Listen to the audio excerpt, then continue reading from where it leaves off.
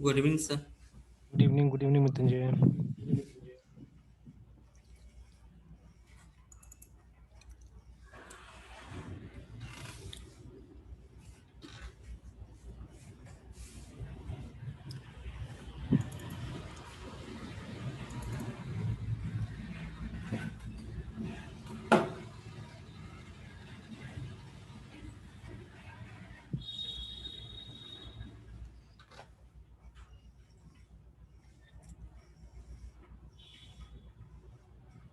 Sir आज आप window boot किए सर? विंडोज पर कुछ एक क्लास ले रहा था अभी तो विंडोज का वहाँ पे थोड़ा जरूरत पड़ गया था। कुछ प्रोलॉग टाइप का है सर क्या? यहाँ ये तो प्रोलॉग है। ये तो वहाँ पे जाते हैं चेतन साथ में, वहाँ पे भी क्लास ले रहे हैं प्रोलॉग का, तो वहाँ पे ये चीज है।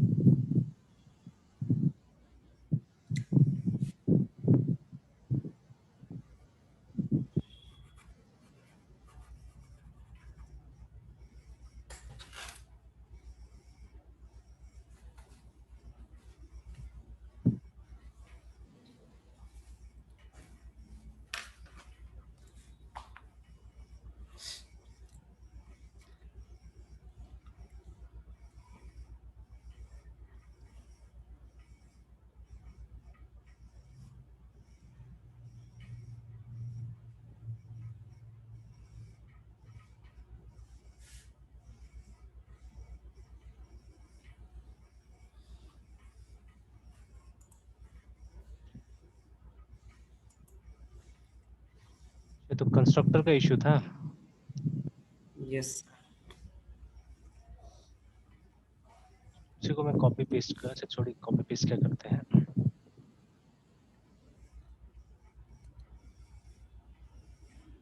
चलो तो सिंपल सा केस है। सर आंसर गेस कर लिए बट आंसर तो सर आ गया, लेकिन सर उसका एक्सप्लेनेशन समझ में नहीं आया कि एग्जैक्टली क्या कह रहे हो। मतलब उसमें ये लिखा हुआ था ना कि अगर जो उसे तो मैं देखना चाह रहा था एक बार उसको, और क्या आता है तो देख लेते यस सर। हैं।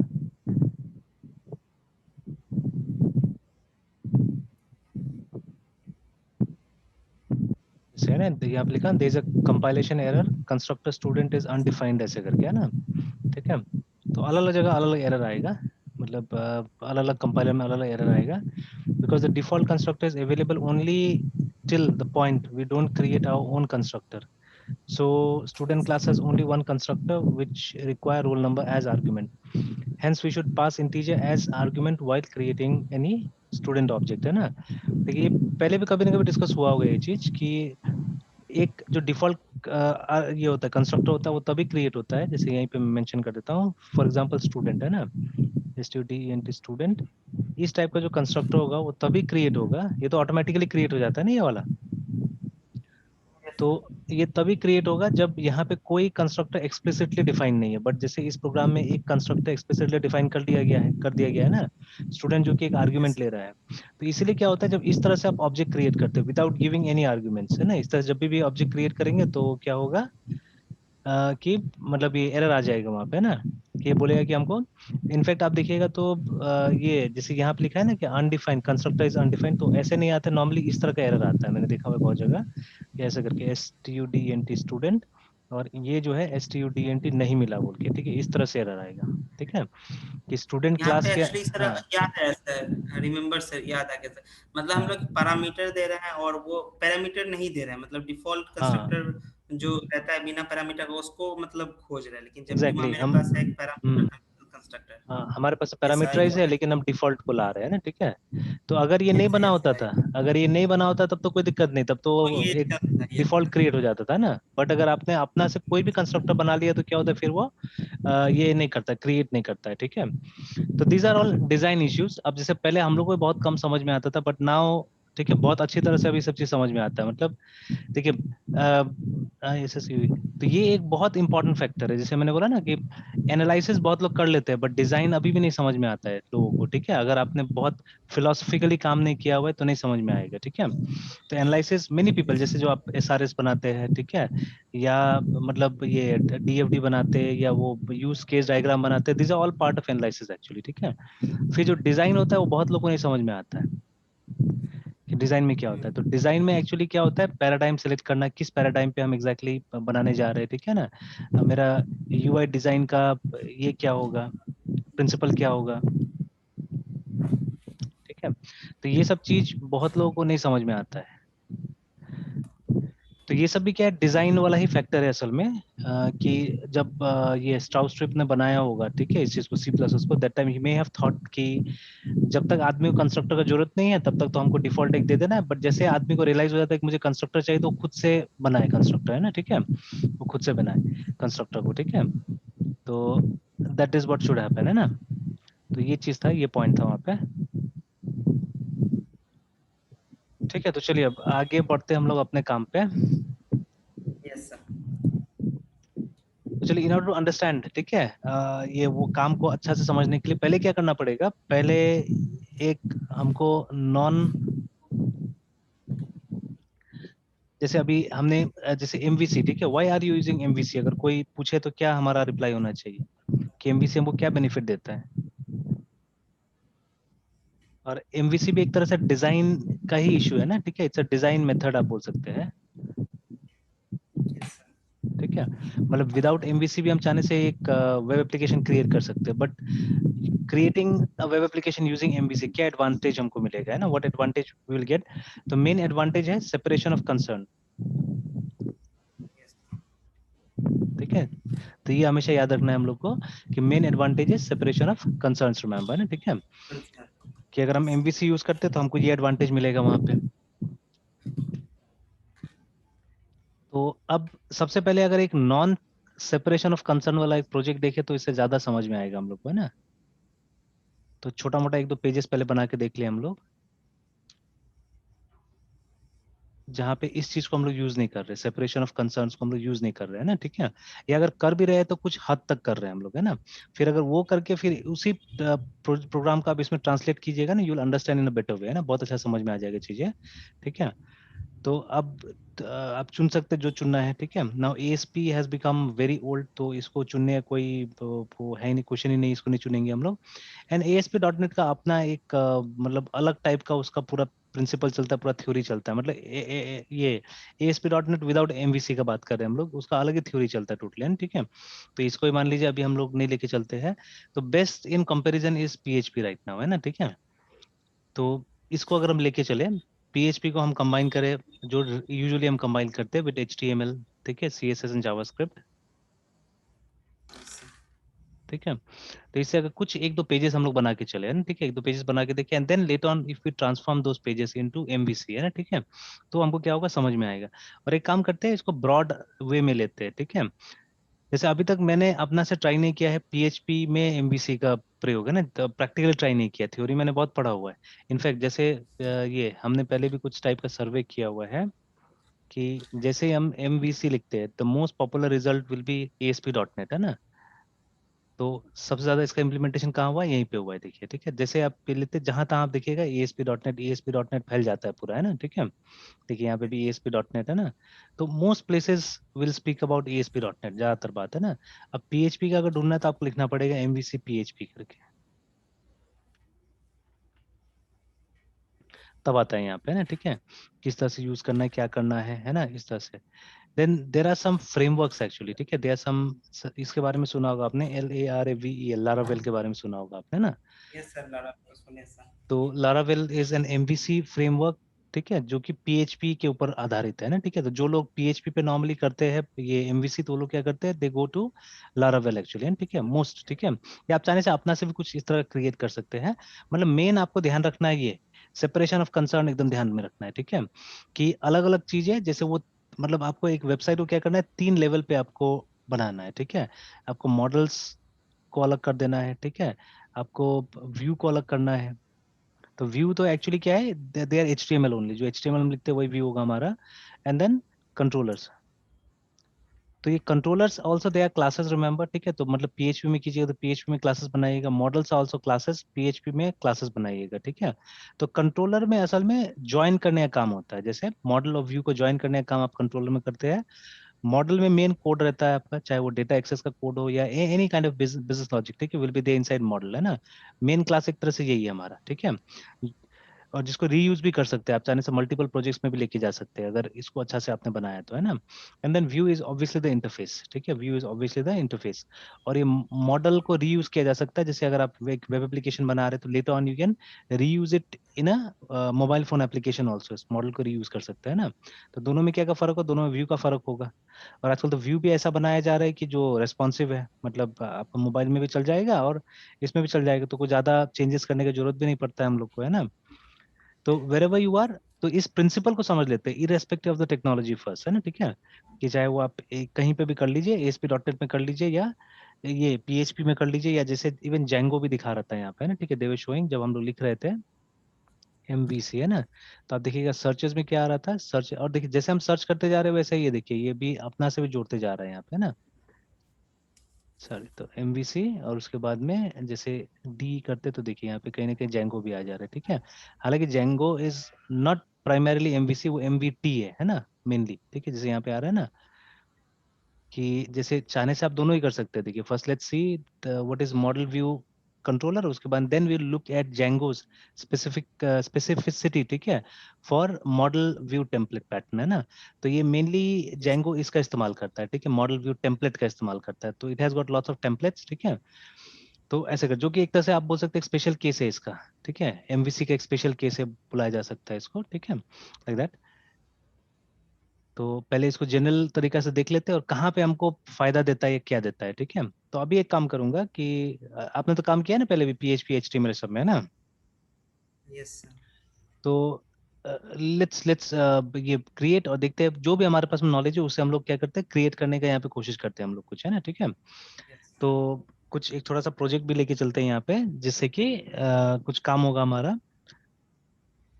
तो व्हाट विल डू इज, तो वो प्रोजेक्ट मेरे ख्याल से ये सब टाइप का प्रोजेक्ट लेके चलेंगे तो ज्यादा अच्छा रहेगा, वो जो हमने बैंक वाला देखा था वो बेटर होगा, ठीक है। तो उसमें कुछ डेटा एक्सेस भी आप दे सकते हैं चाहने से, एंड देन वो जो हमारा ये था ना ईएमआई कैलकुलेशन वाला,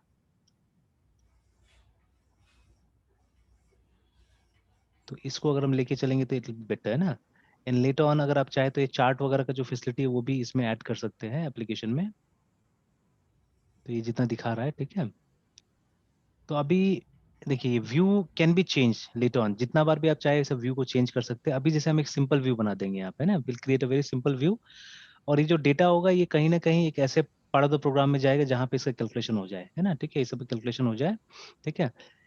तो let us not use JavaScript right now for this, ठीक है, because they will be things जो कि हमको मिलेगा डेटाबेस से एक्चुअली, ठीक है। जैसे मान लीजिए ये सब कहीं ना कहीं स्टोर्ड रहेगा, जो इंटरेस्ट रेट वगैरह, अभी तो खैर ये लोग मतलब they are doing at JavaScript level I think everything, है ना, ठीक है। बट बहुत सारा चीजें होगा हमारा कहाँ पे होगा, डेटाबेस में स्टोर होगा, डेटाबेस से हम लेके आएंगे चीजों को। और उसके हिसाब से जैसे मान लीजिए कि अगर आपने 20 ईयर्स दिया तो this one should be automatically ये चेंज हो जाना चाहिए वाला, है ना। मतलब बैंक का जो रेट है वो आ जाना चाहिए, है ना, कि 20 साल आपने बोला तो बैंक का रेट आ जाना चाहिए, लोन का अमाउंट जैसे आपने लिखा वैसे ही ये भी चेंज, मतलब this one should change actually, है ना, ठीक है। तो ये कहीं ना कहीं स्टोर्ड रहेगा, this will be stored somewhere, ठीक है। तो हम उस तरह का यूज कर सकते हैं कुछ, और फिर इस तरह का टेबल वगैरह कुछ हम बना के दे सकते हैं, जैसे नीचे में जो टेबल आ रहा है we can create this also, ठीक है। तो इसका कैलकुलेशन मान लीजिए कहीं और हो जाएगा और बाद में हम व्यू के थ्रू इसको पास कर सकते हैं, ठीक है। ये इससे पहले हम वो कस्टमर्स वगैरह क्रिएट करने का भी काम कर सकते हैं यहाँ पे, लोन का पूरा प्रोसेसिंग काम काम कर सकते हैं एक तरह से। तो चलिए, तो एक फोल्डर तैयार करते हैं और फटाफट उसमें बनाना स्टार्ट करते हैं हम लोग।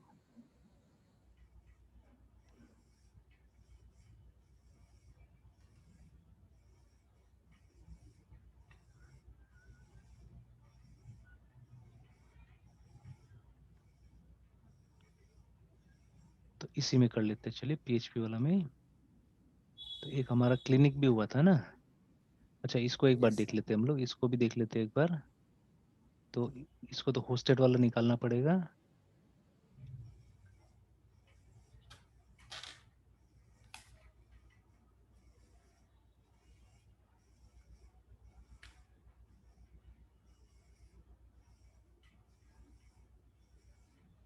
लोकल होस्ट के साथ 81 था FMIS। क्लिनिक वाला कितना नंबर पे था, ये भी होस्टेड तो कहीं ना कहीं होगा, एक बार चेक कर लेते हैं इसको।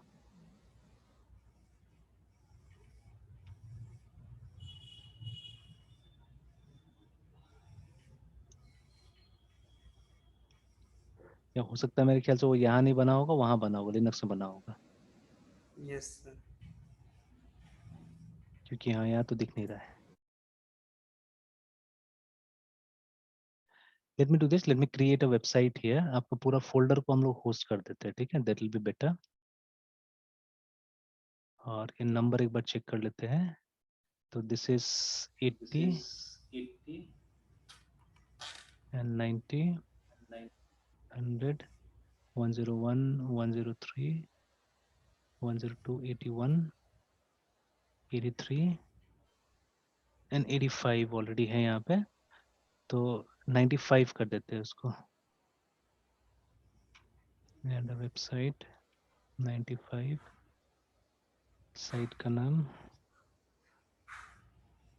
2001, D drive, batches.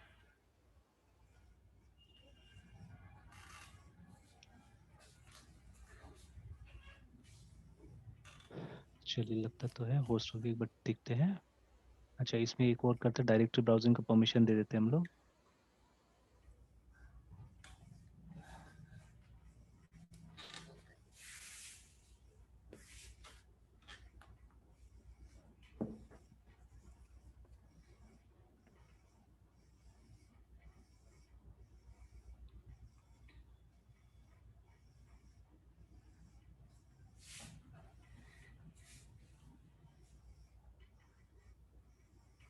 This site can't be reached.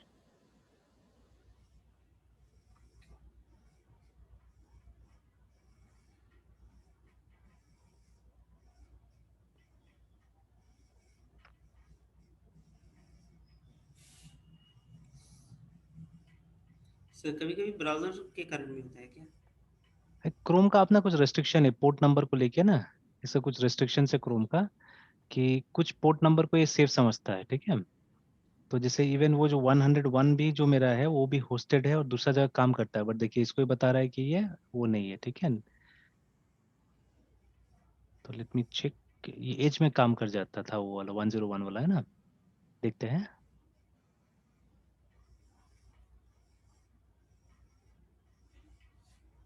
I think from 80 to 90 ही वो शायद लेता होगा वैलिड पोर्ट के रूप में।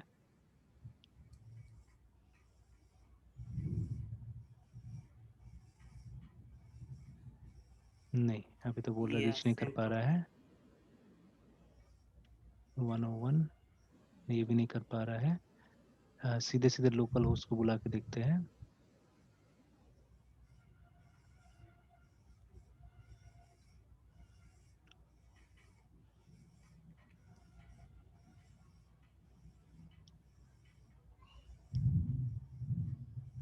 ये देखिए नीचे में भी आ रहा है, अनसेफ पोर्ट करके लिखा हुआ, ठीक है। तो बट ये लेटेस्ट लेटेस्ट अभी अभी ये सब चीज हुआ है एक्चुअली, ठीक है। ये पहले एज में नहीं था। इसको ही वही बता रहा है, अनसेफ पोर्ट बता रहा है, ठीक है। तो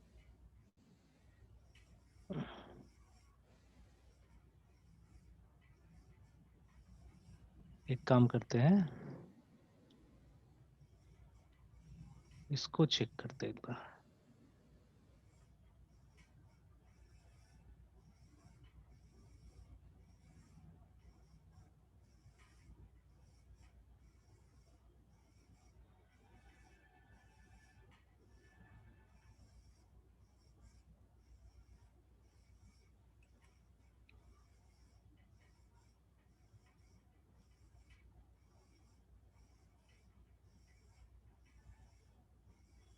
देखिए यहाँ ब्राउज हो गया है ना। और एज में भी रिसेंटली इसको लाया है, ये जो फीचर है ना। पहले क्रोम में था, यस। क्रोम में आज से नहीं बहुत पहले से था, आप देख सकते हैं मेरा ये आइए इसमें, कि मैंने कुछ साइट्स को 100 समथिंग में भी मैंने रखा हुआ था, देखिए ना। तो जैसे एक ऑनलाइन एग्जाम सिस्टम था, ठीक है। तो देखिए ये कहाँ से 100 से स्टार्ट होता है, तो इसको मैं जैसे आपको ब्राउज करके यहीं पे दिखाता हूँ इंटरनेट एक्सप्लोर में ही। तो it is an online exam system जो कि इसी के लिए बनाया गया था, इंटरनेट एक्सप्लोरर या एज के लिए बनाया गया था ये। तो उस समय में एज पे भी चलता था आराम से।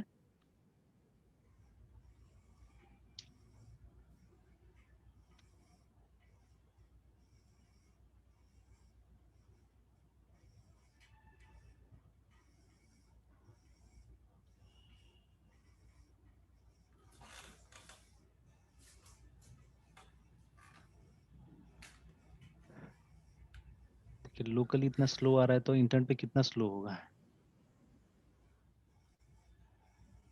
तो ये देखिए आया है ना। तो यहीं पे वो यूजर आईडी पासवर्ड से जिसका एग्जाम है, ठीक है, वो लॉगिन करने से फिर अंदर में क्वेश्चन पेपर वगैरह आ जाता था। तो 100 पे सिर्फ मतलब इस पे एज पे काम कर जाता। शुरू में एज के हिसाब से हम लोग बनाते थे मोस्टली, क्योंकि ज्यादातर सिस्टम उसी पे चलता था। Chrome was not considered that good, है ना, इनिशियली। तो बट अब क्रोम ही ज्यादा लोग यूज करते हैं, इसको कोई यूज नहीं करता ये सब चीज को, है ना, एज को। जैसे येस्टरडे ऑल्सो हमने क्या किया था, जैसे हम बात कर रहे थे, येस्टरडे ने डे बिफोर येस्टरडे, कुछ जो इंटर्न है मेरे, ठीक है, उनको मैंने एक प्रैक्टिकल ट्रेनिंग के लिए यहाँ पे बुलाया था। तो उनको बोला था मैंने सारा वेबसाइट को क्रोम में टेस्ट करने के लिए, है ना, ठीक है। तो हमने क्या किया था, हमने ये ब्राउजर का हमने ये देखा था, क्या तो लिखा था मैंने, BROWSER ब्राउजर, SHARE शेयर, ठीक है, स्टेट्स।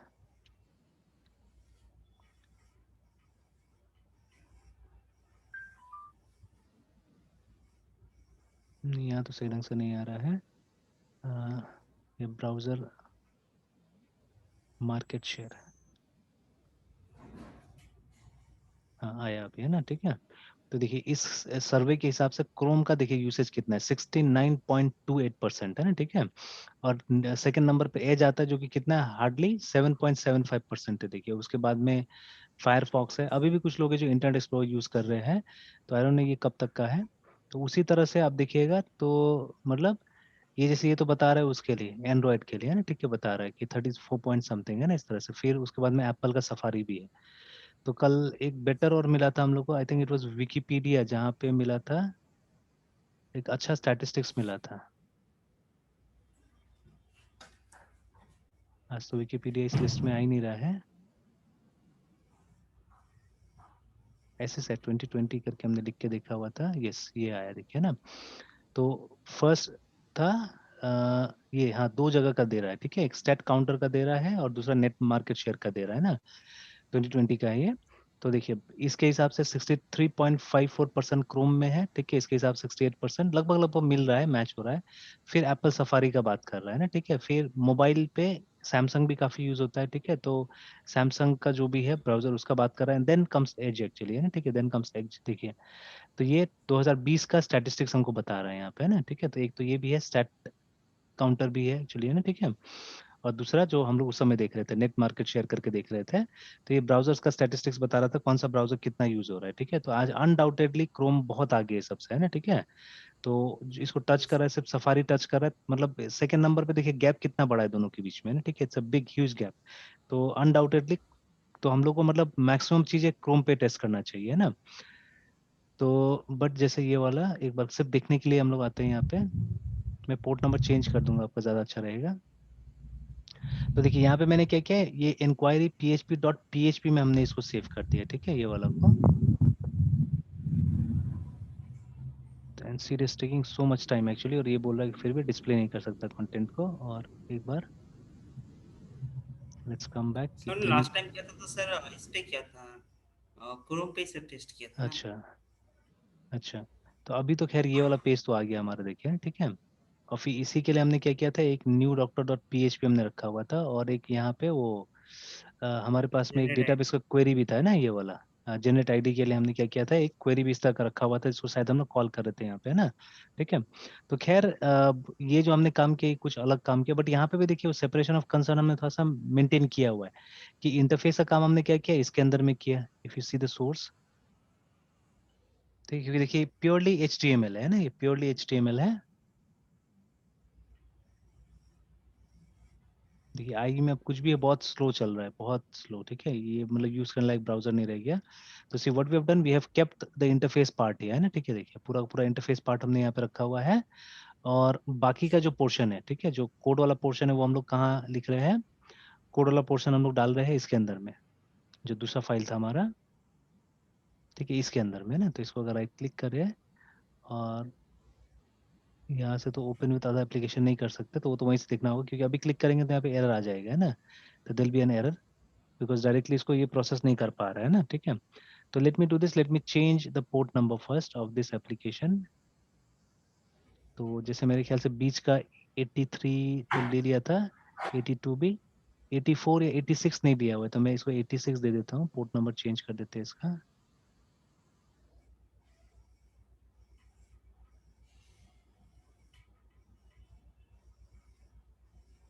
बाइंडिंग्स नहीं हट रहा है, तब तक इरेज नहीं करेंगे तब तक नहीं हटेगा। चलिए इरेज कर देते हैं एक बार और फिर से क्रिएट कर लेते हैं। रिमूव,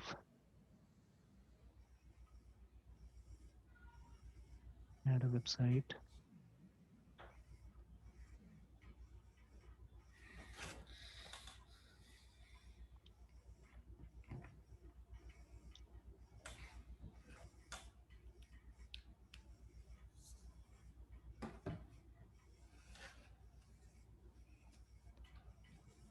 नॉर्मली ये सब काम के लिए हमारे पास में एक वो रहता है, डीएनएस सर्वर रहता है ना, कि जो ये सब काम कर देता है। मतलब ये पोर्ट नंबर हमको देना नहीं पड़ता, नॉर्मली वो पोर्ट नंबर 80 पे ही सर्वर का क्वेरी करता है और फिर अंदर अंदर वो रिसोर्सेस दे दिया जाता है उसको।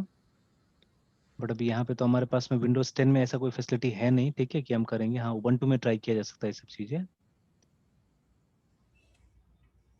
चलिए उबंटू इन्हें, में तो फिर अपाचे के सर हम लोग को सर करना पड़ेगा। नहीं वो तो खैर वेब सर्वर है ना, वो वेब सर्वर है। बट डीएनएस से क्या होता है कि डीएनएस से जैसे मान लीजिए इसी कंप्यूटर पे मेरे पास 50 वेबसाइट होस्टेड है ना, ठीक है, तो यस।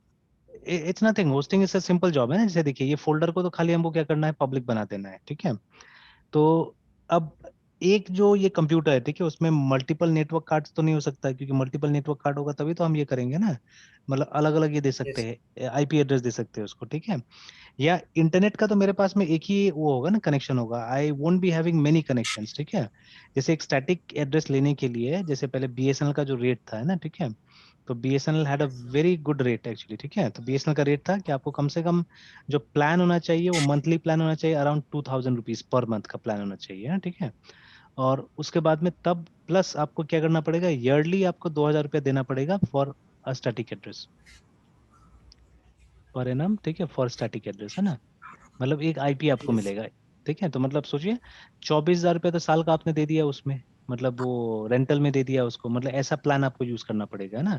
और उसके बाद में 2000 rupees you have to give for the address, ठीक है, ईयरली देना पड़ेगा इसको। तो it was so expensive actually having one address है ना। तो अब मान लीजिए हम इतना खर्चा कर रहे हैं तो हम चाहेंगे ना वो कमाने का वो सब चीजें, ठीक है। जैसे अभी होस्टिंग का क्या प्लान होता है, होस्टिंग का 1000 2000 ऐसे से स्टार्ट होता है ना। तो अभी देखिए 2000 रुपये तो मैं सिर्फ स्टैटिक एड्रेस में दे रहा हूँ, उसके बाद मेरे इलेक्ट्रिसिटी का खर्चा होगा, ठीक है। और फिर जो आदमी उस सर्वर को मेंटेन करेगा उसका भी सैलरी वगैरह होगा। तो उतना खर्चा करने के बाद में, ठीक है, मतलब एक कंप्यूटर मैंने उतना खर्चा किया है, तो उसके बाद में अगर मतलब मेरे पास मल्टीपल वेबसाइट होस्ट करने की कैपेसिटी नहीं होगा तब तो कैसे होगा, तो पॉसिबल नहीं होगा। तो नॉर्मली हम एक पब्लिक आईपी लेते हैं और उस पब्लिक आईपी को क्या किया जाता है, डिस्ट्रीब्यूट कर दिया जाता है, ठीक है। तो they something called name server, ठीक है, they something called name server. तो ये एक सॉफ्टवेयर असल में, ठीक है, तो ये नेम सर्वर नाम का सॉफ्टवेयर हम लोग डाल देते हैं कंप्यूटर के अंदर में, ठीक है। फिर जो भी क्वेरी, जैसे यहाँ पे भी आपने देखा ना कि जब हम आईएएस में थे अभी, तो जब एक नया वेबसाइट क्रिएट करते हैं हम लोग, तो यूल सी समथिंग ये होस्ट नेम, ठीक है। पहले इसको होस्ट होस्ट नेम। हेडर बोला जाता था, ठीक है। तो अभी क्या होता है, यही होस्ट हेडर को बाद में इसके साथ में जोड़ दिया जाता है, ठीक है। ये जो आईपीज है, ठीक है, ये जो आईपी आता है, तो आईपी एक ही हमारे पास में जो मेरे सिस्टम का आईपी है। और फिर पोर्ट नंबर यूजुअली यही रहता है, 80 रहता है, ठीक है। तो अंदर में जाके जो भी होस्ट नेम आप लिखते हैं उसको फिर एक टेबल के हिसाब से क्या किया था, मैपिंग किया जाता है अंदर में ना, ठीक है, कि ये नाम से अगर कोई आता है मेरे पास तो उसको हमको इस फोल्डर पे भेजना है, ये नाम से आता है तो इस फोल्डर पे हमको भेजना है ना, ठीक है। तो like that there is a service, ठीक है, नोन एज नेम सर्विस है ना, ये नेम सर्वर है ना। तो इसको नॉर्मली हम लोग डीएनएस से बोलते हैं, हम लोग डोमेन नेम सर्विस से बोलते हैं हम लोग, है ना। यही बोला जाता है, डीएनएस से बोला जाता है इसको। तो डीएनएस सर्वर आप देखिएगा उबंटू में एकदम आराम से इंस्टॉल हो जाता है। तो you don't have DNS in Windows 10 है ना, उसके लिए जैसे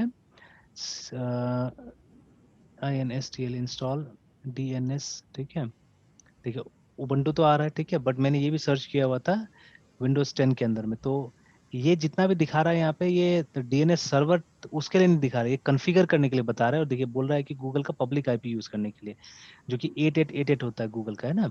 तो ये आपका कंप्यूटर में जैसे when you go to IP config,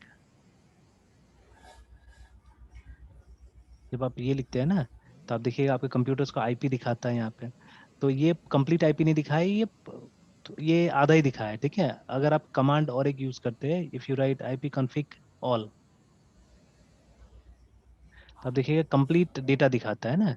तो ये देखिएगा ये अभी कनेक्टेड वाला है, ठीक है। तो यहाँ पे देखिए क्या दिखा रहा है, मुझे डीएनएस सर्वर का नाम भी दिखा रहा है, देखिए this is my DNS server है, ठीक है। और वही गेटवे भी है मेरा, ठीक है, दैट इज द गेटवे, देखिए। और वही मेरा अभी डीएचसीपी सर्वर भी, हर तरह का सर्वर वही है, देखिए, ठीक है। That is my default gateway, that is my DHCP server. तो ये कौन होता है, ये आपका जो राउटर है, जो आपको जियो से मिला होगा वो है ये, ठीक है। जैसे मुझे एयरटेल से मिला हुआ जो राउटर, उसी का एड्रेस है ये सब, है ना। तो अगर आप भी ये आई, डीएससीपी। हाँ, हाँ, क्या क्या पूछ रहे थे।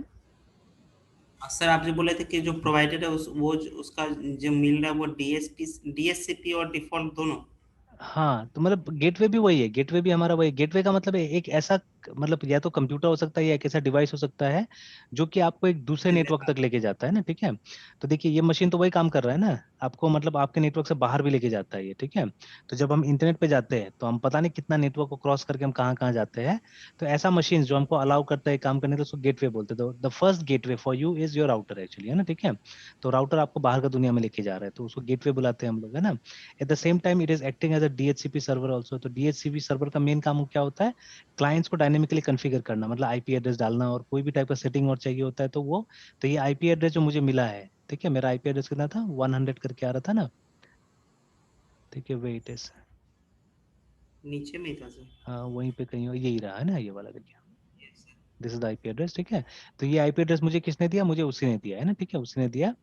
तो उसी तरह से, and this is my DNS server also, ठीक है, यही मेरा डीएनएस सर्वर भी है ना, ठीक है।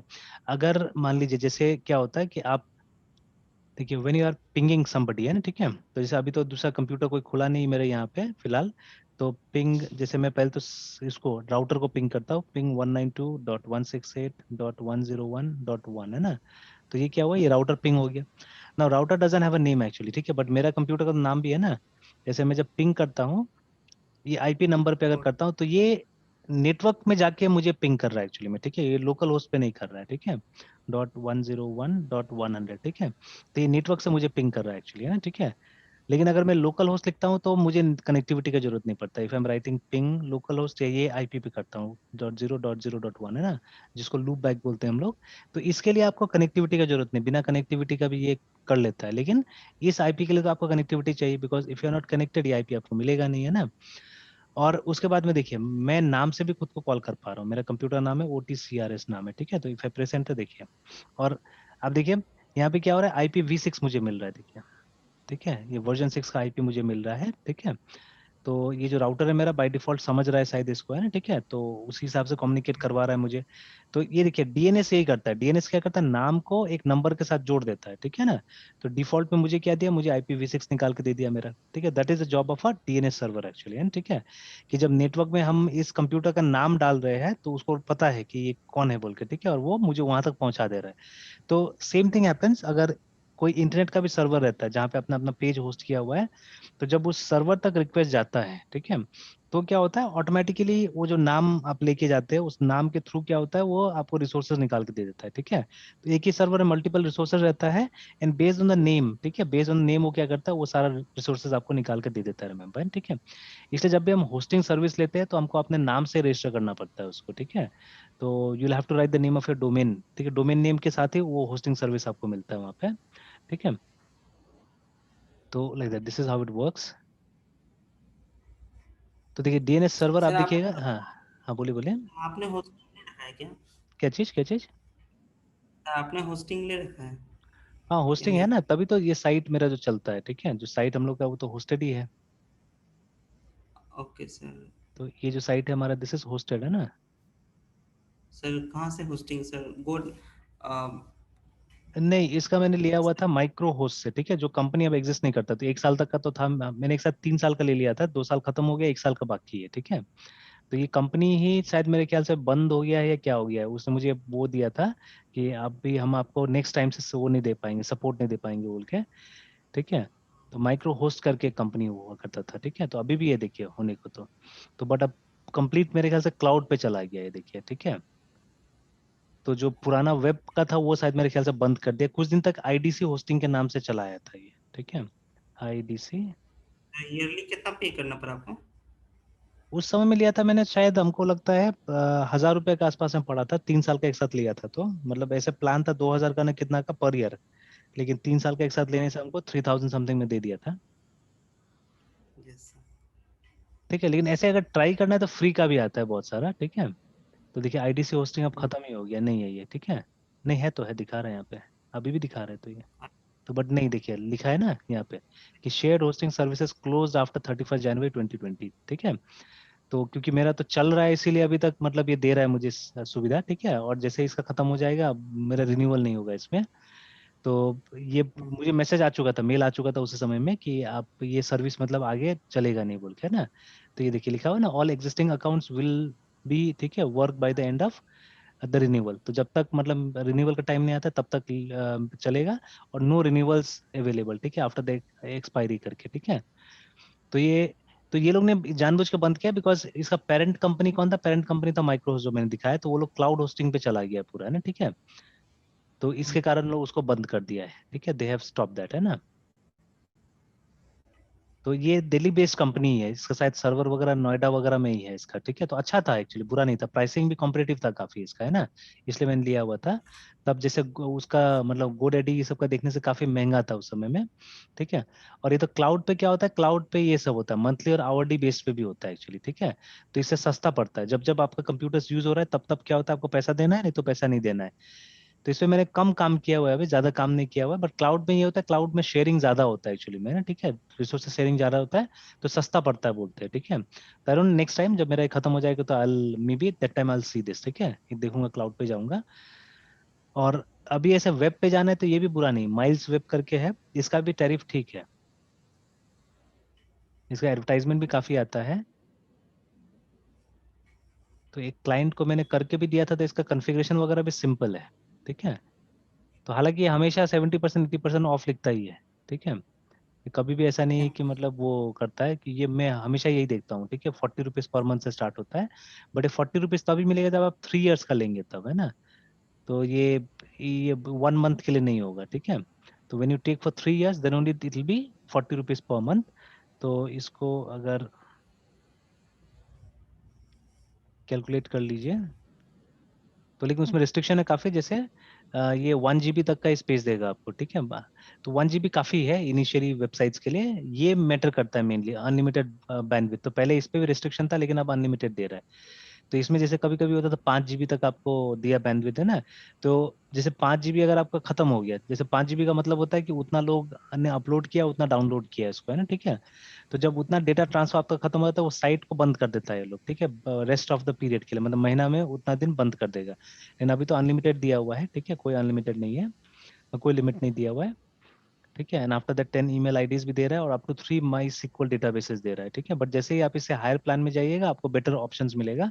बट मान लीजिए अभी स्टार्ट करने के लिए अगर आप इससे शुरू कर रहे हैं, तो 40 रुपीज पर मंथ के हिसाब से इंटू 12, है ना, ये तो 1 साल का खर्चा हो जाएगा। बट जब तक 3 साल का नहीं लेंगे आप, मतलब इनिशियल पेमेंट आपको इतना करना पड़ेगा, ठीक है, नॉट टू फॉरगेट जीएसटी, है ना, 18 यस डिवाइडेड सर। बाई 100, तो ये भी लेगा वो, ठीक है। तो तो प्लस हाँ सर।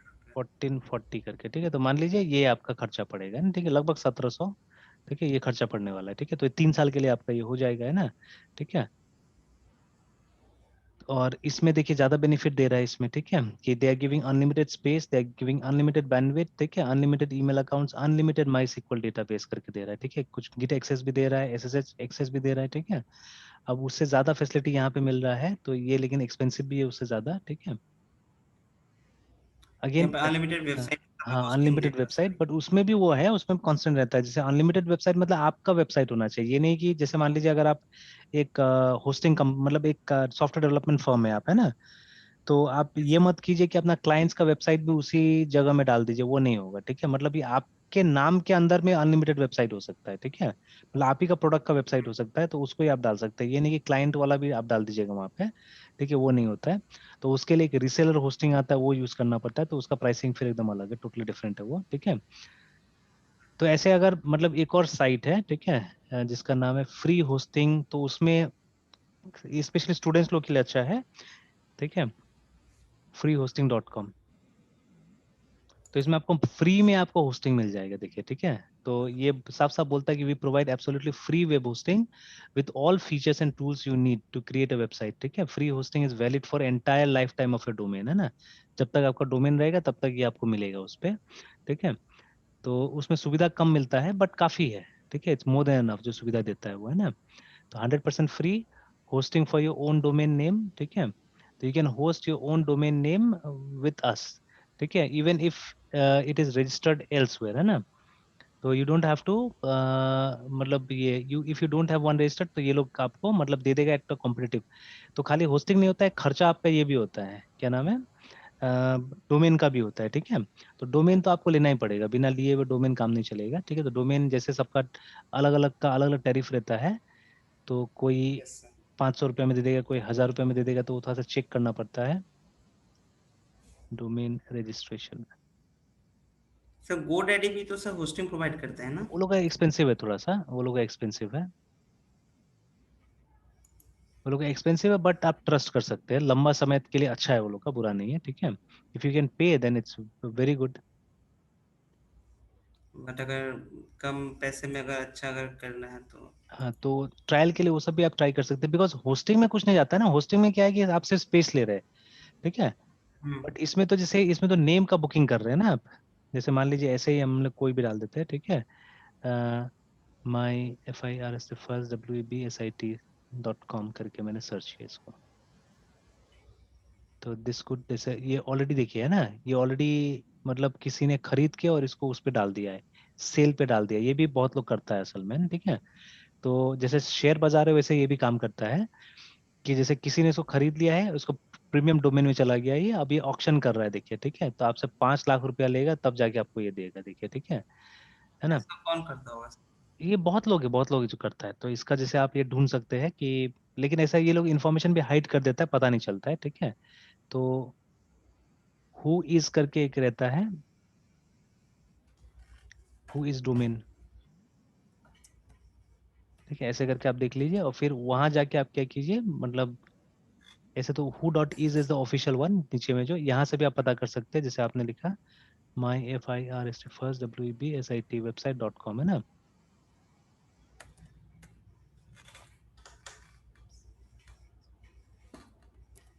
तो लोड कर रहा है, तो देखिए जैसे ये उसका डिटेल्स दिखा दिया है ना पूरा पूरा, कि ठीक है, नेम डोमेन का ये है, और ये GoDaddy से रजिस्टर्ड है बोल रहा है, ठीक है ना, ये सब।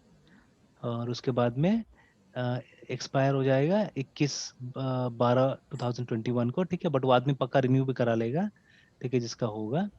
और देखिए पूरा उसका कांटेक्ट इन्फॉर्मेशन नहीं मिल रहा है, उसको छुपा दिया गया, उसको हाइड कर दिया गया है ना, ठीक है। तो सब जगह सिर्फ गोडैडी का नाम आ रहा है, उसको छुपा दिया गया। हो सकता है गोडैडी ने फिर खुद से भी ये काम किया होगा, ठीक है, ये भी हो सकता है, ठीक है। तो ऐसे बिजनेस ऐसे के कारण। हाँ, बिजनेस कारण, ठीक है, ये सब बिजनेस। बिल्कुल बिल्कुल, ये भी एक अच्छा बिजनेस आइडिया एक तरह से, है ना, ठीक है। कि मतलब नाम लेके रख लेगा, उसके बाद में अगर आपको चाहिए तो आपको ऑक्शन करना पड़ेगा, ठीक है। तो ऑक्शन में दे रहा है वहाँ पे, कि 5-5.5 लाख रुपए दीजिए, प्लस एक बार आपको ये मिल गया तो हर साल फिर आपको ये 999 भी देना पड़ेगा, ठीक है। तो ये तो खैर आपका रिन्यूअल कॉस्ट होगा, ठीक है, रिन्यूअल कॉस्ट होगा कि इतना हर साल देना होगा, plus GST also don't forget, ठीक है। तो जाके आपको मिलने वाला, उसी तरह से और भी ट्राई कर सकते हैं आप, ठीक है। तो सपोज CMPUT या कंप्यूटर GEK Geek.com, है ना। तो ये इज ऑलरेडी, टेकन ऑलरेडी। हाँ ऑलरेडी टेकन है, ठीक है। लेकिन बोल रहा है कि वो आपके लिए ला सकता है, ये भी बोल रहा है, ठीक है। ये ब्रोकर सर्विस लेगा, वो भी कितना लेगा, लगभग 9,000 रुपये लेगा, प्लस कमीशन भी बोल रहा है यहाँ पे, देखिए ब्रोकिंग सर्विस फी इतना है, प्लस कमीशन भी अलग से लेगा, देखिए, है ना, ठीक है। तो पता नहीं ये आदमी का जो फोटो दिया हुआ है, यही आपको वो करेगा या क्या करेगा, पता नहीं। We will contact the owner and negotiate on your behalf, देखिए ठीक है।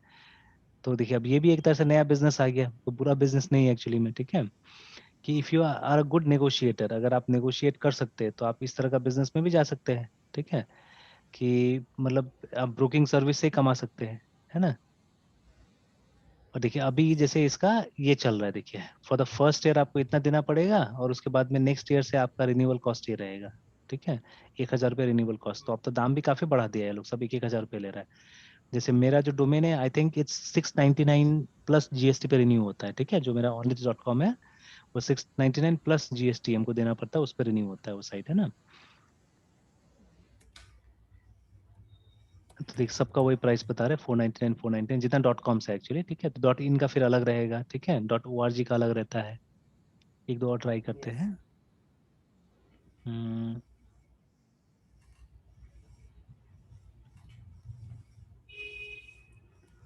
तो देखिए ये भी 3 लाख रुपए है, ठीक है। इस अवेलेबल तो है, लेकिन मतलब इतना रुपया देना पड़ेगा तब जाके मिलेगा, है ना, ठीक है। तो ये हो सकता है कि मतलब यही लोग बुक करके रखा होगा, मतलब या तो GoDaddy या कोई बुक करके रखा होगा, तभी तो ये बोल दे रहा है ना कि मतलब अवेलेबल है, ठीक है, अवेलेबल है बोल के ना, यस ठीक सर। है। तो कर सकता है बोल के देखिए ना, ठीक है। तो या तो ये लोग का बुकिंग होगा या जो भी होगा इस तरह से। And let's click here. This is only one time price, ठीक है, सेट बाय द ओनर। अच्छा, जो भी ओनर है उसने सेट करके रखा हुआ है, हो सकता है इसका जो ऑक्शन सर्विस है उसमें भी ऐसा होता होगा, ठीक है। तो once you have purchased the domain, your only cost will be the standard yearly registration fee of rupees this much, है ठीक है। और प्लस ICANN को भी पैसा देना पड़ता है, जो एक्चुअल रजिस्ट्रार है, ठीक है। तो एक्चुअल रजिस्ट्रार ये है, ठीक है। तो जैसे जमीन का रजिस्ट्री का कैसे होता है, हम लोग को रजिस्ट्रार के पास जाना पड़ता है ना, वैसे ये डोमेन का रजिस्ट्रार है, इंटरनेशनल रजिस्ट्रार है, ठीक है। तो इसको देखिए, इसका फीस बहुत कम है, ये 13 रुपया लेता है। हमको अजीब लग रहा है, ये लोग 900 रुपया हम लोग से चार्ज कर रहे हैं, 999 मतलब 1,000 रुपया चार्ज कर रहे हैं, उसमें 13 रुपया हम लोग का दे नहीं सकता ये लोग। लेकिन उसका फीस अलग से ले रहा है, देखिए ये लोग, है ना, ठीक है, 13.32 अलग से ले रहा है, ठीक है। तो फी ऑफ दिस इंक्लूडेड, ठीक है, पर डोमेन, तो पता इसको नहीं। इसको से इंडिविजुअली देख रहा है ना सर, वो हाँ इसको सर बड़े लाज देख रहा होगा 13 रुपए एग्जैक्टली, है में। ना, ठीक है। तो उस तरह से ये लोग एक चीज बोर्ड नहीं करता, सब चीज आपको अलग से ही देना पड़ता है, प्लस GST फिर अलग से देना पड़ेगा, ठीक है। तो ये डोमेन का एक खर्चा है, उसके बाद में फिर होस्टिंग आता है, ठीक है। तो आप अब डोमेन अगर है आपके पास में तो आप इसका भी होस्टिंग ले सकते हो, और लिख रहा है कि अनलिमिटेड बैंडविड्थ है, ठीक है, बट स्पेस कम देगा। और उसके बाद में लिख रहा है यहाँ पे कि लिनक्स, मतलब जो सर्वर मिलेगा आपको लिनक्स का मिलेगा, जिसमें अपाचे होगा, PHP होगा और माइसिक्वल होगा, ठीक है, ज्यादा टूल्स नहीं दे रहा है, ठीक है। तो नॉट बैड, अभी चल सकता है, इतना में भी कोई बुरा नहीं है, ठीक है। और कुछ बोल रहा है कि मेजोरिटी ऑफ वेब एप्लीकेशन से बता रहा है, कुछ कुछ मिलेगा, ठीक है, जैसे वर्डप्रेस वगैरह मिल जाएगा वहाँ पे। One time build add on करके, अगर कुछ एक्स्ट्रा आपको चाहिए होगा जिसका पैसा देना है तो वो भी आप ले सकते हैं, ठीक है। तो ये देखिए यहाँ पे भी लिखा हुआ वर्डप्रेस से भी कनेक्टिविटी है, इसका साइट बिल्डर से भी है,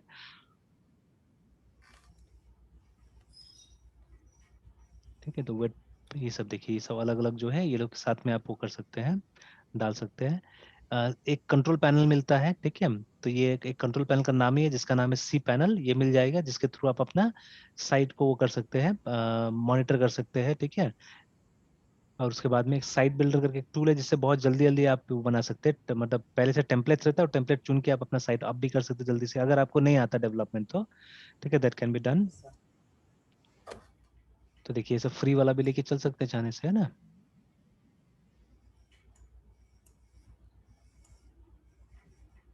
तो ये देखिए गूगल ने भी क्या किया है, अपना एक DNS सर्वर सर्वर बनाया हुआ है, देखिए ना, जिसको गूगल पब्लिक DNS बुलाती है। तो जिसका एड्रेस जो है वो है 8.8 ये वाला, देखिए ना, 8.8.8.8 ऐसे करके, ठीक है, ये उसका कंप्यूटर का नाम है।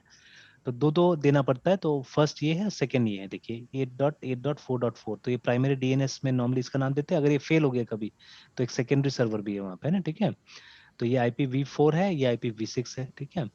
तो दे दिए कि ये ट्राई करके आप क्या कर सकते हैं, आप DNS सर्विस इससे ले सकते हैं, ठीक है। तो एक्चुअली जो भी हम रिसोर्सेज ढूंढते हैं कंप्यूटर पे, ठीक है, एनीथिंग यू टाइप, जैसे अभी आपने टाइप किया ONLITS, ठीक है, .com, तो ये भी क्या होता है कि जैसे अभी मेरा DNS सर्वर था, ये again again when you check this, ठीक है, अगर मैं दिखाता हूँ, अगर 192.168.101.1 पे जाते हैं, जो मेरा ये है राउटर है, तो उसमें भी देखिएगा जो IP एड्रेस हमको मिलता है, वहां पे भी एक DNS का सर्वर होगा, ठीक है। तो there plenty of DNS servers actually, मतलब हर जगह एक DNS सर्वर होता है।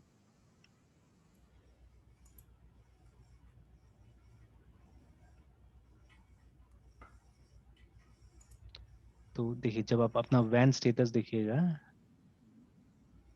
तो यू कैन सी, देखिए एक IP मुझे मिला है वहां से, ठीक है।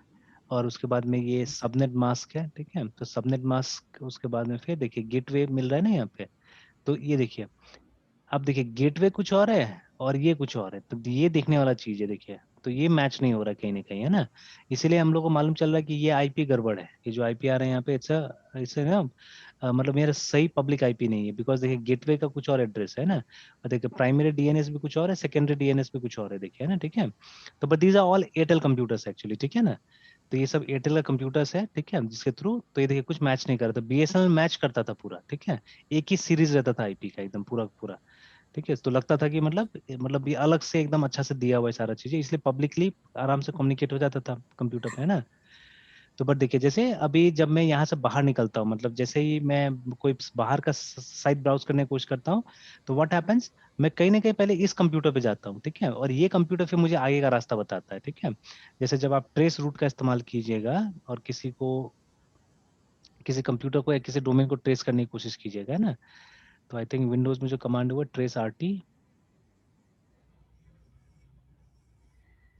और सपोज onlits.com, है ना।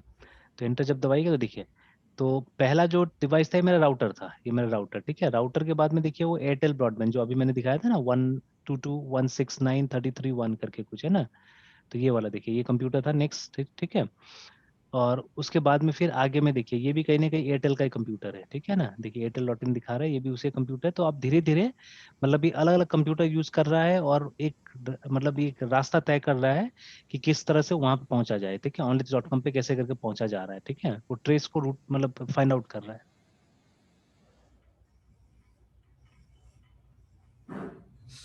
सिमिलरली जब आप देखिएगा गूगल को भी आप देखिएगा उसी तरह से करके।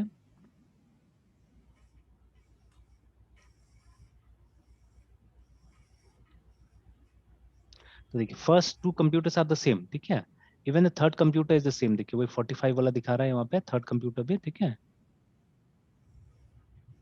और उसके बाद में धीरे धीरे आप देखिएगा अलग अलग कंप्यूटर्स होगा।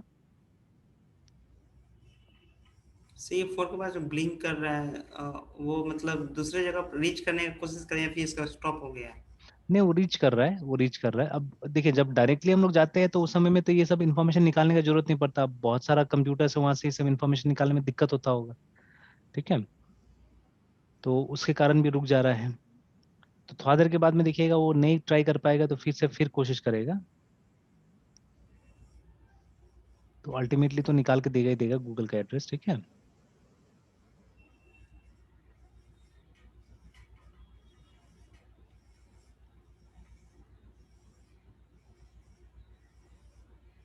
जैसे देखिए जो मेरा साइट का अल्टीमेटली जो आईपी एड्रेस है वो हमको दिखा दिया कि this is the IP address, है ना, ठीक है, जहाँ पे पहुंचने की कोशिश कर रहा है। तो ये तो उसको मिल गया पहले ही, ठीक है। और फिर देखिए गूगल का भी दिखा दिया, गूगल इज दिस।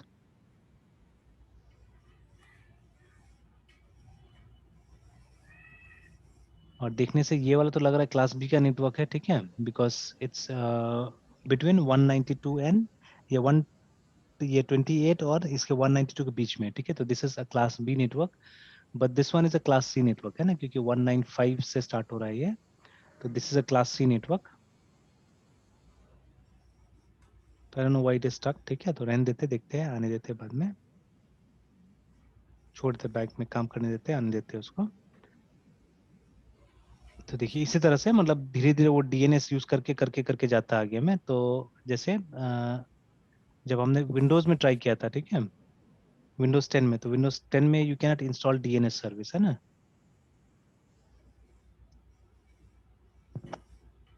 तो ये जो बता रहा है ये बोल रहा है कि आप गूगल का अपने कंप्यूटर में डालिए, ठीक है, गूगल का डीएनएस इसमें डालिए। तो हाउ टू डू दैट, तो आप यहाँ पे नेटवर्क कनेक्शन पे सिर्फ राइट क्लिक कीजिए, आप ये ओपन नेटवर्क में जाइए,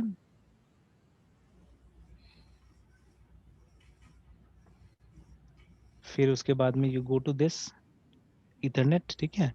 अब बगल में एक ऑप्शन मिलता है ये चेंज एडाप्टर सेटिंग्स, है ना, तो यहाँ पे जाइए। तो ये वाईफाई मिलेगा आपको, ठीक है। तो when U double click here you will get properties.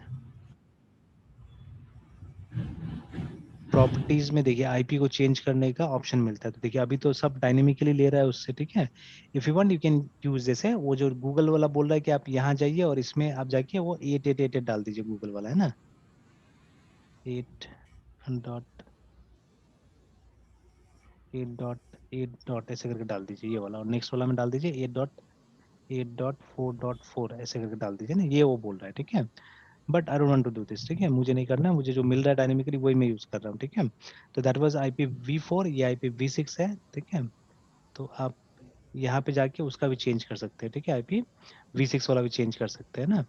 तो that is what they are saying us, ठीक है। अभी वो बता रहा है मुझे, यहाँ पे ये बता रहा है, ठीक है। तो आप देखिएगा कहीं पे नहीं होगा, ठीक है, कहीं पे नहीं होगा how to create a DNS server on Windows, ठीक है। तो इसको पढ़िएगा तो कहीं ना कहीं विंडोज सर्वर के बारे में बात करेगा, है ना, ठीक है। Talk about Windows server system, देखिए।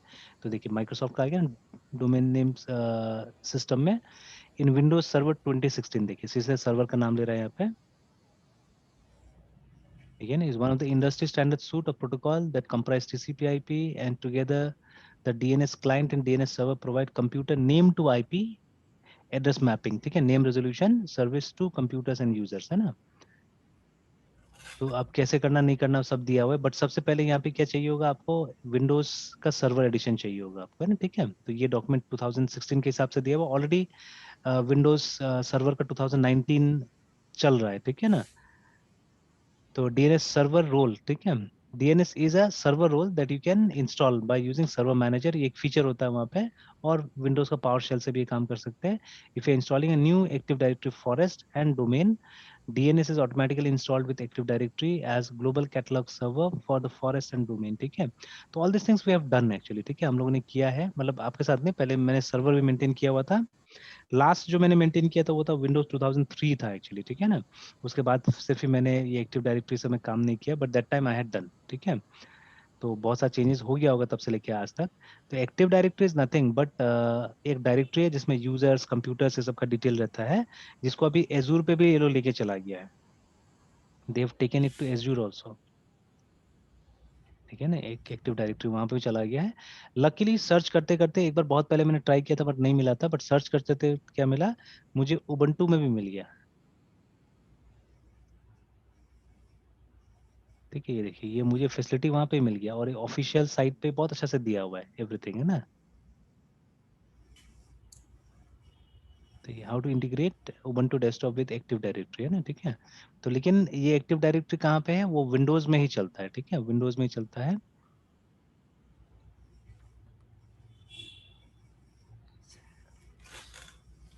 ये देखिए ना, LDAP वगैरह काफी कुछ मेंशन किया गया है यहाँ पे, सिस्टम सिक्योरिटी, ठीक है, एक्टिव डायरेक्टरी, LDAP, ठीक है, Kerberos, ये सब सब माइक्रोसॉफ्ट का कहने की टर्मिनोलॉजी है। तो I got something about this in Ubuntu also, ठीक है। तो किस तरह से डोमेन ज्वाइन करना है, क्या करना है, नहीं करना है, ठीक है, all those things I got from here. तो चलिए थोड़ा सा बेस है ये सब चीज में, तो समझ में आ जाता है ये सब चीजें, तो लाइक दैट। अब देखिए, तो ये active directory is a different thing, ठीक है, बट हम बात कर रहे हैं DNS का, ठीक है। तो DNS और एक्टिव डायरेक्टरी काफी अलग है। तो यहाँ पे ये बोल रहा है कि अगर आपने एक्टिव डायरेक्टरी इंस्टॉल किया तो DNS अपने आप इंस्टॉल हो जाता है, यहाँ पे ये लिखा हुआ है ना कि in Windows server 2016 DNS server role that you can this, है ना, if you are installing a new active directory, ठीक है, तो लिखा हुआ है DNS इज ऑटोमेटिकली इंस्टॉल्ड, है ना। तो ये लिखा हुआ है। तो आप चाहने से DNS को उबंटू में भी आराम से डाल सकते हैं, उबंटू 20.04, है ना। तो ये सर्व इसमें भी आ रहा है, और ये सबसे बेस्ट डॉक्यूमेंटेशन ये लगता है उबंटू का खुद का जो डॉक्यूमेंटेशन है, ये देखिए। तो DNS is an internet service that maps IP addresses and fully qualified domain names to one another, है ना। In this way, DNS elevates the need to remember IP addresses. Computers that run DNS are called name servers.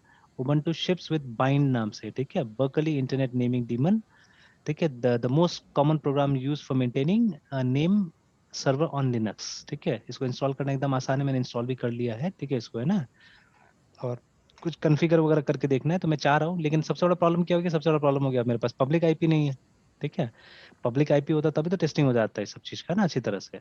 But now I am not having public IP actually, ठीक है। वो Airtel वाला तो मतलब नहीं हो रहा है काम उससे, पब्लिक आईपी, है ना। तो पहले BSNL वाला था तो वो काम हो जाता था। तो एक तो ये गड़बड़ हो गया है इसमें एयरटेल में आने से कि इसका। हाँ हाँ। सर पब्लिकली जो कर रहे थे वो जो सर सक्सेस नहीं था उसका आप बात कर रहे हैं ना? हाँ उसी का। यस। तो ये तो ये तो इशू है, जानबूझ के लोग नहीं दे रहा है, ठीक है। अगर फ्यूचर में जैसे बात मतलब जैसे मैंने बहुत जगह पढ़ा, अगर एक्सपांशन होगा ये लोग के पास में, ठीक है, मतलब IPv6 के लेवल पे लोग जाता है तब जाके क्या होगा, ये सब सुविधा शायद हम लोग को मिल सकता है, ठीक है। बट अंटिल देन तो हम लोग को इससे सेटिस्फाइड रहना पड़ेगा, ठीक है। तो बट यस सर। तो कोशिश जारी है, कुछ ना कुछ तो मैं कोशिश कर रहा हूँ, अगर मिल जाता तो बहुत अच्छा होगा। ठीक है, इट विल बी गुड। कुछ पे करके मान लीजिए, ठीक है, लेकिन बहुत ज्यादा नहीं, थोड़ा बहुत पे करके अगर मिल जाता है तो बहुत अच्छा होगा। क्योंकि ऑलरेडी मान लीजिए ये लगभग 950 का मेरा आ रहा है अभी बिल, है ना, ठीक है। मतलब पेमेंट तो ऑलरेडी एडवांस में है, लेकिन बिल आ रहा है 950 का, है ना। तो आपका भी तो पोस्टपेड जैसे ही होगा ना, वो बिल ही देता होगा। नहीं सर, वो तो सर हम जियो ऐप से रिचार्ज कर लेते हैं। अच्छा, नहीं रिचार्ज तो करना पड़ता है, बट एक बिल जैसा नहीं आता कुछ भी। हाँ सर, बिल आता है मेल पे सर। अच्छा हाँ, वही मेल पे जैसे ये भी मेरा है, नहीं तो एक्सिस बैंक का स्टेटमेंट था, एक एयरटेल का भी आया हुआ था अभी 2-3 दिन पहले ही, ये बिल यही वाला है। और जो सर रिचार्ज करते हैं ना जिस दिन, हाँ हाँ। जिस टाइम, वो एक मेल कर देता है। अच्छा। यस सर, कि हाँ, इतना का रिचार्ज हुआ है, जीएसटी भी ऐड करके जो देता है ना। हाँ हाँ। हम 99 का करवाते हैं और 18% जीएसटी लेके 480.82 हो जाता है सर। अच्छा हाँ, तो मेरा भी वही, मेरा 799 का है। और जैसे ये देखिए, तो ऐसे दिखा दिए यहाँ पे, है ना। तो देखिए, तो यहाँ पे आ गया, ठीक है। 942.82 ये आ रहा है अभी। तो अभी जैसे मैंने एडवांस में पेमेंट किया हुआ था, तो इसके पास में सब वो, तो अभी उसी में से एडजस्ट हो रहा है एक्चुअली में, जो एडवांस में पेमेंट हुआ था, है ना। तो ये तो फुल बिल नहीं है, फुल बिल में वो दिखाता है पूरा कितना पेमेंट है, ये वाला था शायद, कि माइनस में है, हम्म। दिखाता है वो।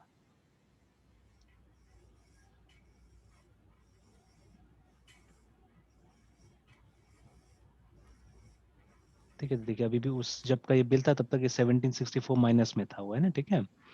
और अभी चार्जेस इतना काटा, ठीक है, 942 करके चार्जेस काटा है जो भी है। तो ये 799 का प्लान है, 143 रुपीज़ का क्या होता है, टैक्सेस आ जाता है, तो वही 950 रुपये लग रहा है इसमें, है ना।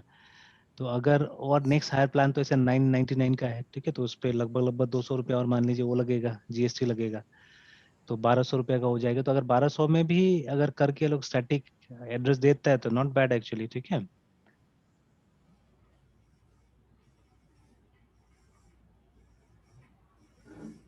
देना चाहिए था सर। देना चाहिए था, वो तो अच्छा रहता था हम लोग के लिए। पता नहीं ये कहाँ अटका। तो ये भी शायद हो सकता है उसके वजह से भी काम नहीं कर रहा होगा जो चीज़ अभी है, ठीक है, क्योंकि मैंने बहुत दिन से इसको ट्राई नहीं करके देखा हुआ था, लेकिन देखिए अभी कंट्रोल सी दबाया। ये अभी तो फिफ्थ पे आके सर रुक हाँ गया। 5th पे आप पे अभी तो मैंने कैंसिल ही कर दिया। ठीक है, यहाँ हम्म। पे भी रुका हुआ है देखिए।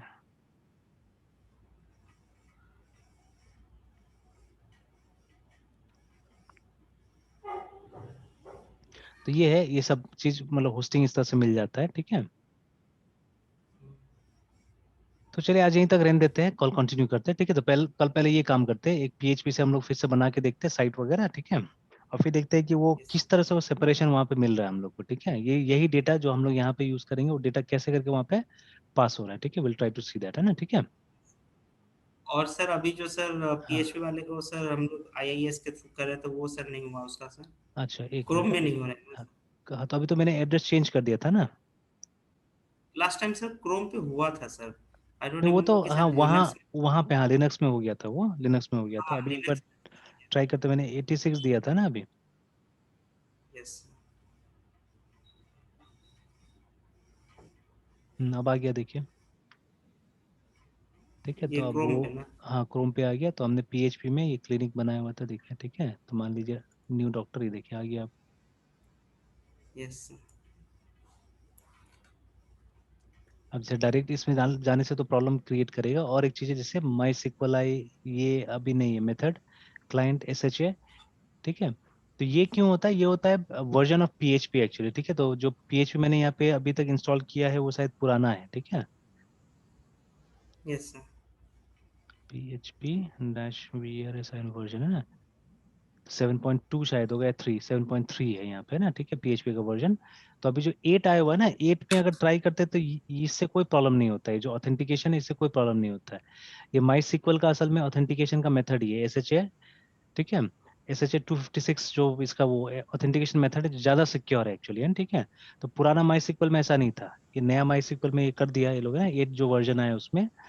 तो शुरू का पीएचपी में इसमें प्रॉब्लम आया है बहुत ज्यादा, ठीक है। लेकिन अभी मैंने एक नया पीएचपी भी हाल ही में 2 वीक पहले किसी स्टूडेंट का डाला था, मैंने वो 80 डाला था उसमें, और जानबूझ के मैंने ये चीज ट्राई किया वहाँ पे, तो देयर इट्स वर्किंग फाइन, ठीक है, इससे कोई दिक्कत नहीं आ रहा है वहाँ पे, है ना, ठीक है। तो देखिए प्रैक्टिकली तो कितना कुछ समझ के चलना पड़ता है असल में, ठीक है। तो मतलब जब हम लोग सेम कंप्यूटर में जब बनाते हैं तब तो दिक्कत होता नहीं है, तब चल जाता है। बट जब आप अलग अलग कंप्यूटर में जब तक टेस्ट नहीं करके देखेंगे, you can not say that your application is proper और नॉट, है ना। तो टेस्टिंग बहुत बड़ा रोल प्ले करता है एक्चुअली में। तो सर मतलब डिफरेंट सिस्टम पे इसको टेस्ट कर लेना चाहिए ना, एकदम एकदम मतलब फाइनल डिलीवरी से पहले। हाँ एकदम ठीक है। इसे तो देखिए, अब बीटा टेस्टिंग का क्या मतलब था? बीटा टेस्टिंग का तो कोई जरूरत ही नहीं था, अगर आपने अपना कंप्यूटर में टेस्ट कर लिया, ठीक है, तो क्या जरूरत था यूजर को भी बोलना टेस्ट करने के लिए, है ना। तो बट आप जितना भी कोशिश कर लीजिए, जैसे देखिए कुछ टेस्टिंग प्रिंसिपल्स होता है, ठीक है। तो there are 7 testing principles actually, जो सॉफ्टवेयर इंजीनियरिंग में बताया गया हमको, टीएस टेस्टिंग प्रिंसिपल्स, है ना। यहाँ टेस्टिंग हाँ, तो यहाँ प्रिंसिपल्स। तो एग्जांपल्स भी कोई मांग रहा है, चलिए। तो एनीवेयर यूल गेट इट, ठीक है। सब जगह यही चीज मिलेगा आपको, खाली नंबर ऊपर से नीचे हो सकता है, ठीक है। गीक्स फॉर गीक और एनीवेयर, ठीक है, यही मिलेगा आपको, 7 प्रिंसिपल मिलेगा। तो ये सॉफ्टवेयर इंजीनियरिंग के बुक्स में भी लिखा हुआ रहता है कि testing shows presence of defect, ठीक है, exhaustive testing is not possible, ठीक है, बहुत सही लिखा हुआ है ये, कि देखिए ना, लिखा हुआ है कि it is a process of testing the ये फंक्शनैलिटी ऑफ अ सॉफ्टवेयर, ठीक है, इन ऑल पॉसिबल इनपुट्स, है ना। फिर valid or invalid and preconditions is known as exhaustive testing. Exhaustive testing is impossible means that software can never test, ठीक है, at every test cases, remember, ठीक है। तो ये पॉसिबल ही नहीं होता है सब टेस्ट केस को। जैसे मान लीजिए आपको ये टेस्ट करना है, ठीक है, कि अब आपको प्राइम नंबर्स निकालना है बिटवीन 1 to 1000, है ना। तो आप क्या सबसे टेस्ट करके देखते हैं, 1 2 3 4 करते 1000 तक आप वैल्यू डाल के देखते हैं? नहीं सर। कभी भी नहीं। हम लोग क्या करते हैं, उस रेंज में कुछ वैल्यू है ना। तो जैसे मान लीजिए हम कुछ यस। एक्सट्रीम्स ट्राई कर लेते हैं रैंडमली, जैसे 1 से हमने कर लिया, फिर 1000 को भी ले लिया हमने, फिर बीच में जैसे 800 700 666 ऐसे करके रैंडमली हमने कुछ वैल्यू ले लिया, और उसके बाद में कर लिया, है ना। पूरा का पूरा तो हम नहीं करते, तो अगर पूरा करते उसको एग्जॉस्टिव बोलते हैं, ठीक है। तो क्यों पूरा पॉसिबल नहीं? बिकॉज ये देखिए उसमें ज्यादा खर्चा लगेगा, ज्यादा एफर्ट लगेगा, ज्यादा समय लगेगा, इसलिए क्या होता है वो हम नहीं करते। It is considered impractical, remember, ठीक है। बट एग्जॉस्टिव टेस्टिंग नहीं हो पाता एक्चुअली, रिमेंबर, ठीक है। इसलिए पूरा चांसेस रहता है कि आपके सॉफ्टवेयर में बग रहेगा ही रहेगा, कोई ना कोई टाइप का बग रह जाता है, ठीक है। तो ये सब प्रिंसिपल टेस्टिंग का। तो इसीलिए मतलब ये वहां पे और भी है, जैसे वो जो चीज यहाँ पे मेंशन नहीं किया है, एग्जॉस्टिव टेस्टिंग इसलिए पॉसिबल नहीं होता। देखिए अब अलग अलग बुक्स पढ़िएगा तो वहां पे मिलेगा। जैसे जो प्रोग्रामर होता है ना, प्रोग्रामर में ईगो का भी प्रॉब्लम होता है, याद रखिएगा, ठीक है। जैसे जब आप प्रोग्राम बनाते हैं ना, आपके मन में कहीं ना कहीं रहता है कि नहीं, I have made the best program in the world actually, ठीक है। जब तक आप दूसरा का प्रोग्राम उसी टाइप का नहीं देख लेते, तब तक आपको लगता है कि नहीं, मैंने तो शायद दुनिया में सबसे अच्छा प्रोग्राम बनाया है, मतलब इस टॉपिक पे, है ना। तो जैसे कई बार यस हुआ सर। था, जैसे बहुत सारा स्टूडेंट बहुत बार मेरे अंदर में प्रोजेक्ट्स जब डेवलप करता है, तो उन लोगों को लगता है कि नहीं, वो सॉफ्टवेयर जो वो लोग बना रहे हैं वो लोग बहुत अच्छा बना रहे हैं। बट जब उसी तरह का ओरिजिनल सॉफ्टवेयर कहीं पे देख लेता है वो लोग, है ना, उसी तरह काम करना सॉफ्टवेयर, तो वो लोग को बहुत बुरा लगता है, ठीक है, कि हम लोग से तो काफी अच्छा अच्छा सॉफ्टवेयर ऑलरेडी मार्केट में अवेलेबल है ना। तो दे फील बैड एक्चुअली। तो बट मतलब शुरू शुरू में तो लगता ही है कि नहीं, हमसे अच्छा कोई बना ही नहीं सकता है, और मेरा वाला तो बेस्ट है, ठीक है, और ये बिकना चाहिए, ऐसे लगता है। तो कभी कभी जैसे ओवर कॉन्फिडेंस है, या मतलब एक ये प्रॉब्लम है असल में डेवलपर्स के अंदर भी। तो इसीलिए क्या होता है कि देयर मेनी रीजंस कि एग्जॉस्टिव टेस्टिंग पॉसिबल होता ही नहीं कभी भी, है ना, ठीक है। और उसके बाद में ये देखिए, जब भी सॉफ्टवेयर को आप टेस्ट करते हैं तो हमेशा मन में यही लेके चलना है कि मतलब वहां पे प्रेजेंट एरर प्रेजेंट है बोल के, ठीक है, उस इंटेंशन से, ठीक है। ये कभी भी नहीं सोचना है कि एब्सेंट होता है बोल के, ठीक है। ये सब प्रिंसिपल है, ये सब मान के चलना चाहिए। Early testing is always good, ठीक है, जितना जल्दी आप टेस्टिंग स्टार्ट कर दे उतना अच्छा होगा, है ना। मतलब एनालिसिस फेज से ही देखिए ना, अगर आप टेस्टिंग स्टार्ट कर देते it will be very good, ठीक है। ये भी समझ के चलना है कि जो डिफेक्ट होता है वो नॉर्मली एक ही जगह मिलता है, ज्यादा सब जगह नहीं होता है। देखिए यहाँ पे लिखा हुआ है ना, 80% ऑफ द सॉफ्टवेयर, ठीक है, comes from 20% of the module. इसको 80-20 रूल भी बोलते हैं। ये एक पैरेटो करके एक आदमी था, ठीक है, जिसने ये रूल हमको दिया हुआ था कि मतलब 80% जो एरर होगा वो 20% ऑफ द मॉड्यूल में मिलेगा आपको, सब जगह एरर नहीं होता है, ठीक है।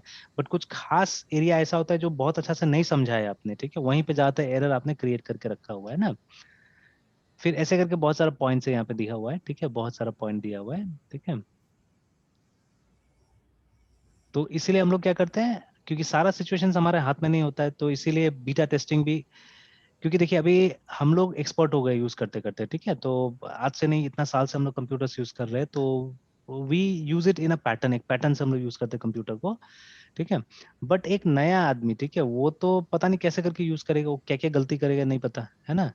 तो आप कभी भी ये खाली बैठते तो ऐसा कभी नहीं करने की कोशिश करते, इसको इधर उधर ले जाने की कोशिश करते हैं कभी बैठ के। तो देखिए अभी मैं नहीं इधर उधर सर। लेके गया तो ऑटोमेटिकली मेरा स्क्रीन का बाकी सब मिनिमाइज हो गया, देखिए, ठीक है ना, other windows are minimize automatically, है ना, ठीक है ना, इवन जूम का विंडोज वगैरह भी सब वो हो गया, जिससे ये जो यूजर दिखता है वो भी गायब हो गया, देखिए, है ना, ठीक है। तो why, because I was just, ये मैं ऐसे ऐसे रोटेट कर रहा था तो वो गायब हो गया, देखिए नीचे में, ठीक है, तो एक्सीडेंटली हुआ, ठीक है, एक्सीडेंटली हुआ। तो ऐसे करके बहुत सारा जो नया यूजर्स है वो इसको ऐसे यूज करेगा, ठीक है, जैसा कोई एक्सपर्ट आदमी यूज ही नहीं कर पाएगा। तो वो सब एरर तो तभी निकलेगा ना जब आप उस सिचुएशन में उस सॉफ्टवेयर को भेजिएगा, ठीक है, अदरवाइज नहीं निकल पाएगा। And many a times, ठीक है, many a times the software will be used by a person who is less knowledge, जिसके पास है, ठीक है, लेस एक्सपीरियंस है, वो लोग यूज करेगा। तो वो ज्यादा अच्छा टेस्ट करेंगे ना, वो आपको बता देंगे टेस्ट करके कि हाँ यहाँ क्या सही है क्या खराब है, ठीक है। तो इसी को हम लोग बीटा टेस्टिंग बोलते हैं। और आजकल तो कंपनीज क्या करता है, इनसाइडर प्रोग्राम भी बनाता है, ठीक है, मतलब आपको सबसे पहले मिलेगा ये सॉफ्टवेयर चलाने के लिए ना, अगर आप इनसाइडर प्रोग्राम में एनरोल करते हैं तो। इस तरह से दे गिव मेनी रिवार्ड्स, बहुत सारी चीजें वो लोग आपको देता भी है अगर आप इनसाइडर में एनरोल करते हैं। तो इनसाइडर किस लिए होता है कि आप टेस्टिंग करके देंगे उनका प्रोडक्ट का, है ना, ठीक है, आप प्रोडक्ट का टेस्टिंग करके देंगे, दैट इज वाई ये लोग इनसाइडर प्रोग्राम वगैरह बनाता है।